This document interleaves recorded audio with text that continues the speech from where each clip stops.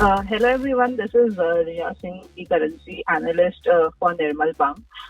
So let's look at the Rupee outlook for the coming sessions. Now, if you look at the dollar has advanced along with the yen as COVID-19 cases are resurging in various regions, which has fueled the haven demand, overshadowing the optimism about the recovery of the US economy.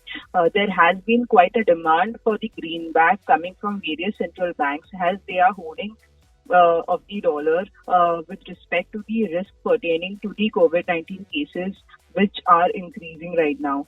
Treasury yields and stocks have fell in line with the statement that was released by the US Federal Reserve Chairman Jerome Powell, which has said that the US economy may be bottoming even though significant uncertainty remains. But the timing and the strength of the recovery is still very uncertain for the US economy. Now, if you look, the dollar index did come down a bit, but is again testing the 97 levels, 97.45, in line with this demand that we are now seeing for the greenback.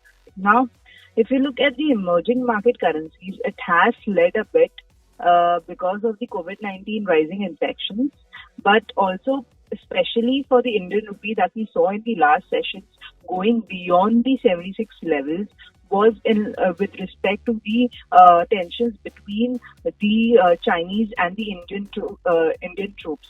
Obviously, the tensions between the two neighboring countries are weighing on the rupee performance. But if you look at the last sessions, we did see some correction that has happened into the rupee because both the countries have come forward and have stated that they are going to work together in order to calm down these tensions and will work towards to de-escalate these issues. Now, going forward, India's credit score have moved step closer to the junk after the Fitch Rating Limited have cut the outlook for the Indian economy to negative and have stated that the economy activity for the country will contract by almost 5% for the fiscal year, which was a result of the COVID-19 situation. So they have stated that the contraction for this current fiscal year for the economy activity will be around 5%. There will be a substantial rise into the government debt also, which could rise around 84.5% of the GDP because of various measures that have been taken in order to fight off the COVID-19 situation. Various fiscal packages that have been released is weighing on the government debt because they either have to borrow or raise capital through the sale of the treasury bonds.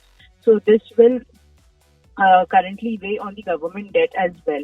The ratings that they have provided is BBB negative, which is the lowest investment grade. Now, if you look at the performance of the rupee, it has not taken into the factor of this rating much right now because obviously it was expected that the overall economy activity will come down because of the various close down of the sectors that have been done in order to fight off the COVID-19 situation. So this was not a very much surprise for the Indian market.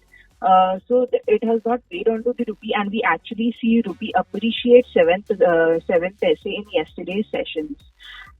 So the major factor that they are right now, or the market participant for the Indian economy is looking towards is the development with the Indo-China border, how the tensions will de-escalate, how both the countries will handle the border situations. So this is the major factor that will weigh on the rupee right now. The FIIs have been a net buyers into the Indian domestic market from quite a time. We have seen the inflows from the month of May itself.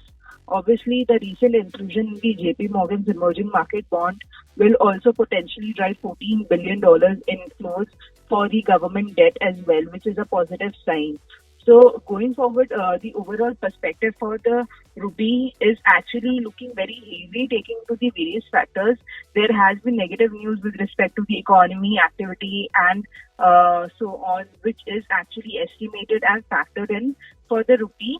But if you look at the overall performance, 76.30 and 76.50, this patch area has been quite a resistance zone for the rupee for the coming sessions.